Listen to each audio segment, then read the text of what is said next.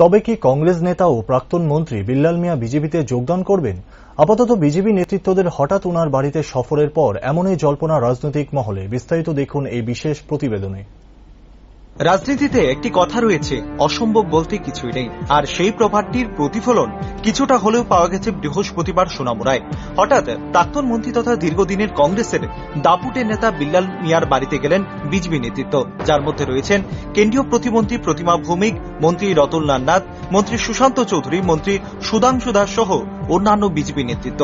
দীর্ঘ সময় রুদ্ধদ্বার বৈঠক হয় প্রাক্তন মন্ত্রীর সাথে বিজেপি নেতৃত্বদের। পরে সংবাদ মাধ্যমের মুখোমুখি হয়ে মন্ত্রী সুশান্ত চৌধুরী বলেন, দীর্ঘদিনের বাম বিরোধী আন্দোলনের অন্যতম নেতৃত্ব ছিলেন বিল্লাল মিয়া, তাই ওনার সাথে এই সৌজন্যমূলক সাক্ষাৎকার করা হয়েছে। যদিও বিল্লাল মিয়া বিজেপিতে যোগদান করছেন কিনা সেই বিষয়ে সরাসরি কোনো উত্তর দেননি মন্ত্রী সুশান্ত চৌধুরী।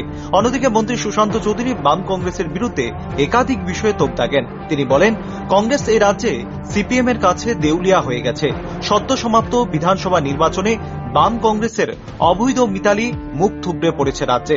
প্রকৃত বাম বিরোধী যারা রয়েছেন তারা কোনোদিনই সেই বামেদের সমর্থন করবে না। একইভাবে এই উপনির্বাচনে উভয় কেন্দ্রীয় ও রাজ্য সরকারের উন্নয়নের নিরিখে আমজনতা বিজেপি প্রার্থীদের বিপুল ভোটে জয়যুক্ত করবেন বলেও আশা প্রকাশ করেন। পাশাপাশি এই নির্বাচনে তিপ্রামথা কোনো ফ্যাক্টর হবে না বলে দাবি করেন তিনি। অঞ্চলে বাম বিরোধী এক অবিসংবাদিত নেতা এখনো আছেন, আগামী দিনেও থাকবেন। আমরাও বামেদের বিরুদ্ধে লড়াই করে ত্রিপুরা রাজ্যে বিজেপিকে প্রতিষ্ঠা করেছি। তো স্বাভাবিকভাবেই একজন বাম বিরোধী নেতা আরেকজন বাম বিরোধী নেতার বাড়িতে আসা, এটার অর্থ অন্যরকম ভাবে করবেন না। আমরা এসেছি সোনামুড়াতে, তো ভাবলাম এখানে এসে বিল্লালদা কেমন আছেন, অনেকদিন ধরে যোগাযোগ নেই, কথাবার্তা নেই, তো এসে একটু কথা বলে যাই, যাতে করে আগামী দিনে আমরা জনগণের যে আশীর্বাদ, সেই জনগণের আশীর্বাদ প্রত্যেকের বাড়িতে আমরা যেতে পারি। সেটা বিল্লালদা বলতে পারবেন।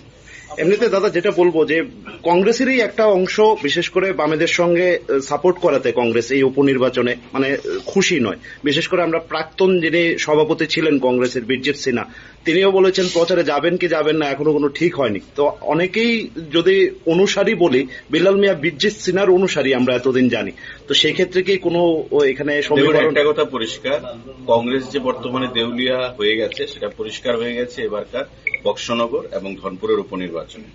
এর আগেও তাদের দেউলিয়াপনার পরিচয় দিয়েছে বিগত বিধানসভা নির্বাচনে, যে 13টি আসনে সিপিএম এর কাছে আত্মসমর্পণ করেছে, 3টি আসনে জয়ী হয়েছে। তো স্বাভাবিকভাবেই এটা বলার পর নতুন করে কিছু নেই কংগ্রেস সম্পর্কে। আর বীরজিৎ বাবু সম্পর্কে যেটা বলেছেন, বীরজিৎ বাবু দীর্ঘদিনের বাম বিরোধী যোদ্ধা ছিলেন। আমরা যতটুকু জানি বীরজিৎ বাবুর মনের ইচ্ছার বিরুদ্ধে গত নির্বাচনে সেখানে যে কোনো একটা অংশ জোট করেছে সিপিএম। অন্যদিকে বিল্লাল মিয়া সংবাদ মাধ্যমের মুখোমুখি হয়ে স্পষ্টভাবে কিছু প্রকাশ না করলেও ওনার সংক্ষিপ্ত বক্তব্যে যে বিষয় প্রকাশিত হয়েছে তাতে স্পষ্ট, বাম কংগ্রেসের এই জোট নিয়ে দলের ভূমিকায় যথেষ্ট ক্ষোভ রয়েছে ওনার।